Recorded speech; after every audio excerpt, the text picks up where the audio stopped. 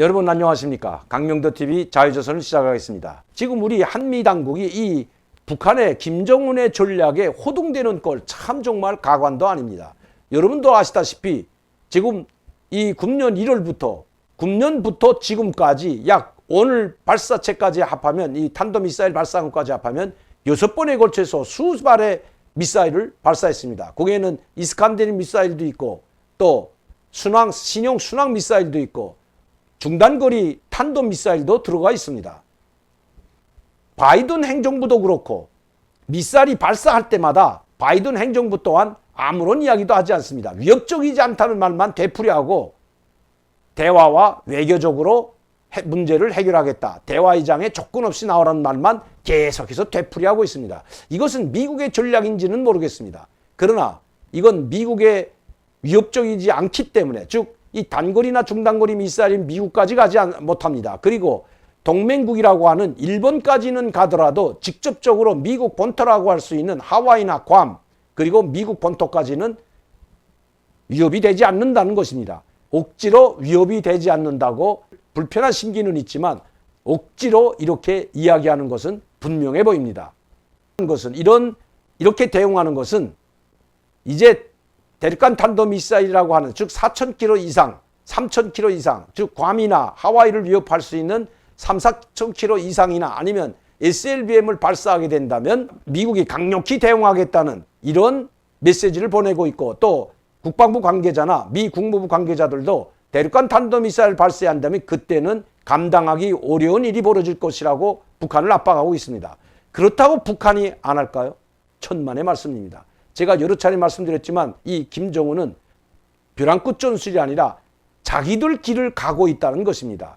그들의 길은 북한의 핵미사일, 북한의 핵무기, 이 원자 핵무기뿐만 아니라 수소핵폭탄 그리고 중폭 열핵폭탄은 이미 만든 것으로 또 실험한 것으로 나와 있습니다. 이제 남은 것은 수소폭탄입니다. 이 수소폭탄까지 만들고 그래서 지금 북한에서는 영변 핵단지에서 지금 우라늄을 통한 수소폭탄을 만들기 위한 그런 물질을 추출하고 있다는 뉴스들도 계속해서 나오고 IAEA에서도 우려를 표명하고 있는 것입니다. 이렇게 북한은 목표를 설정하고 누가 뭐라든 자기 길을 간다는 것입니다. 이것은 벼랑 끝 전술과는 다른 겁니다.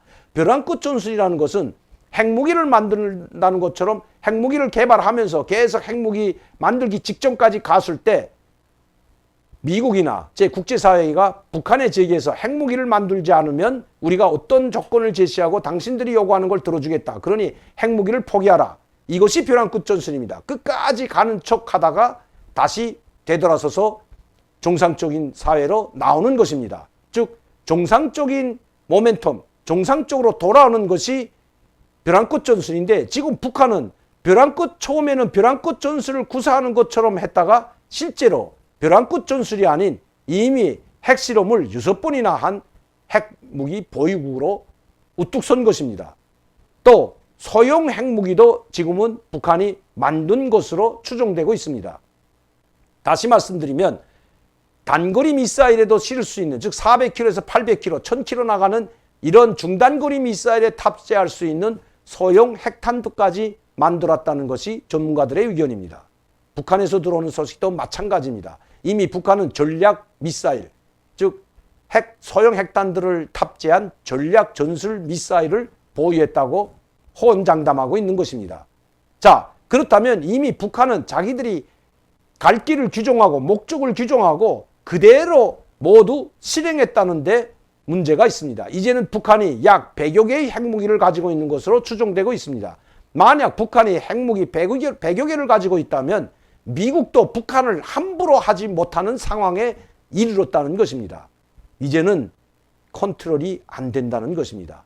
미국도 어쩔 수 없이 대환이 외교적으로 한다는 말도 서지컬 스트라이크나 아니면 참수작전이나 할 때의 그 미국이 북한에 대한 참수작전을 실행했을 때 이것이 뻥크가 나고 파탄이 된다면 그때 감당하지 못할 수준의 엄청난 후폭풍을 우려하고 있기 때문입니다. 다시 말하면 참수작전이나 서지컬 스트라이크 물 건너 갔다는 것입니다. 아마 2015년, 2016년도에는 그것이 가능한지 모르지만 이제는 불가능하게 됐다는 것입니다. 제가 항상 말하지만 김정은은 자기가 죽게 된다면 그냥 혼자 죽으려고 하지 않습니다. 한반도 전체를 불바다로 만들고 함께 죽자고 달려들 것은 분명한 노릇이기 때문입니다. 미국이 바로 이것을 지금 우려하고 있다고 봐도 과언이 아니라는 것입니다. 이것은 제 말이 아니라 미국에 있는 전문가들, 싱크탱크 모두 저와 똑같은 이야기를 하고 있는 것입니다. 미국은 어쩔 수 없이 외교적으로 문제를 풀겠다는 앵무새처럼 반복되는 말을 할 수밖에 없는 것이 지금 바이든 행정부라는 것입니다. 트럼프 대통령과는 또 다르다는 것입니다.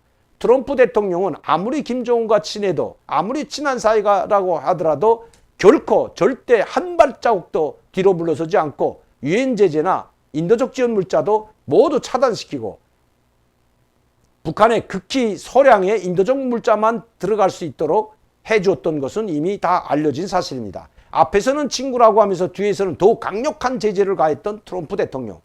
그러나 바이든 행정부는 지금 허둥대고 있다는 것입니다. 유엔 제재, 대북 유엔 제재를 어느 정도 풀어줄까를 논의하고 있다는 이야기가 미국에서 나오는 것도 바로 무관하지 않은 것입니다. 한국 정부도 마찬가지입니다. 허둥대기는 자 이번에 미사일을 쏜 것만 보더라도 얼마나 허둥대는지 알 수가 있는 것입니다. 특히 24, 25일 날 김여정이 문재인 대통령의 종전선언을 짓밟는다는 발언을 했는데도 문재인 대통령의 종전선언에 대한 이 연설을 가장 높은 수준에서 평가했다고 거꾸로 이야기하는 것이 여당 대변인이고 청와대 대변인인 것입니다. 자, 그럼 그 여당 대변인의 이용빈 더불어민주당 대변인의 이 브리핑 한번 잠깐 제가 말씀드리겠습니다. 개인적 견해라는 점을 밝혔지만 아니 여당 대변인이 무슨 개인적 견해, 정치인은 정치인이죠. 여당 대변인은 대변인입니다. 밝혔지만 자 여기서부터요. 부부장의 발언은 멈춰있던 남북대화의 재기를 알리는 파란불이라며 문 대통령이 2018, 2020, 2021년에 걸쳐 유엔에서 종전선언을 촉구한 것에 대한 북한이 높이 평가한 것은 처음 있는 일이다. 여러분, 자 2018년부터 21년까지 종전선언을 해달라고 국제사회에 애걸복걸했던 것이 문재인 대통령입니다. 그리고 호소했던 것이 문재인 대통령입니다. 그런데 이번 김여정 부부장 발언에 저는 아무리 찾아봐도 찾아볼 수가 없습니다. 자, 여기 24일 김여정 노동당 중앙위 부부장 담화 여기는 뭐 높이 평가한다는 말은 하나도 없고 이런 이야기밖에 없습니다. 그래도 좀 낫다는 말, 장기간 지속되어 오고 있는 조선반도의 불안정한 상태를 물리적으로 끝장내고 상대방에 대한 적대시를 처리한다는 의미에서의 종전선언은 흥미있는 제안이고 좋은 발상이라고 생각한다. 그러나 지금 때가 적절한지 그리고 모든 조건이 논의해보는데 만족되는지를 살펴봐야 할 것이다. 지금과 같이 우리 국가에 대한 이중적인 기준과 관련 적대시 정책과 적대적인 운동이 계속되고 있는 속에서 반세기 넘게 적대적이었던 나라들이 전쟁의 불씨로 될 수 있는 그 모든 것을 그대로 두고 종전을 선언한다는 것은 말이 되지 않는다. 이렇게 이야기했는데 여기에 어디 높이 평가는 아무리 봐도 문재인 대통령을 협박하는 글로에는 아무리 봐도 없습니다. 여기 보세요. 얼마나 우리 문재인 대통령의 그 절절한 그 종전선언을 짓밟았는지 여기 한번 보세요. 나는 현존하는 불공평과 그로 인한 심각한 대립관계, 적대관계를 그대로 둔 채 서로 애써 웃음이나 지으며 종전선언문이나 낭독하고 사진이나 찍는 그런 것이 누구에게는 간절할지 몰라도 진정한 의미가 없고 설사 종전을 선언한다 해도 변하는 것은 아무것도 없을 것이라고 생각한다. 마지막 말도 마찬가지입니다. 우리는 남조선이 때없이 우리를 자극하고 이중잣대를 가지고 옥지를 부리며 사사건건 걸고들면서 투집을 잡던 과거를 멀리하고 앞으로의 운동에 매사 숙고하며 적대적이지만 않다면 얼마든지 북남 사이에 다시 긴밀한 소통을 유지하며 관계 회복과 발전 전망에 대한 건설적인 논의를 해볼 용의가 있다. 이중잣대를 가지고 옥지를 부리며 사사건건 걸고 투집 잡지 말라는 겁니다. 아무리 봐도 문 대통령의 종전선언 연설을 높이 평가한다는 말은 눈을 씻고 봐야 없다는 것입니다. 자, 이게 25일 날 담화문인데 뭐 처음부터 읽지 않겠습니다. 어제도 했겠지만 남조선이 북남관계 회복과 건전한 발전을 진정으로 원한다면 말 한마디에도 매사 숙고하며 올바른 선택을 하여야 한다. 신뢰로 우리를 향해 함부로 도발이라는 막대먹은 말을 하며 남북 간 선전을 유도하지 말아야 한다. 다시 한번 명백히 말하지만 이중 기준은 우리가 절대로 넘어가 줄 수 없다. 아무리 씻고 봐야 없습니다. 앞으로 훈풍이 불어올지 폭풍이 불어칠지 몰아칠지 예단하지는 않겠다고 협박 한마디 또 달았습니다.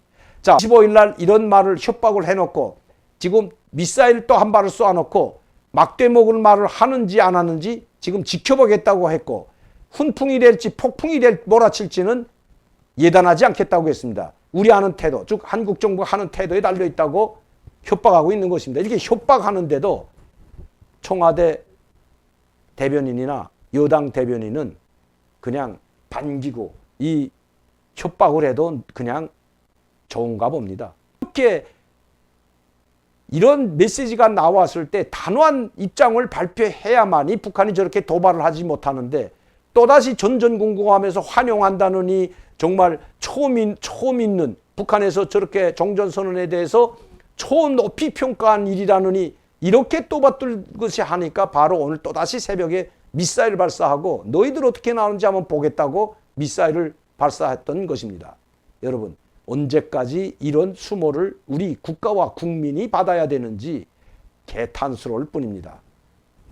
오늘 방송은 여기까지입니다. 오늘도 강명대TV 자유조선을 시청해 주신 여러분들께 진심으로 감사를 드립니다.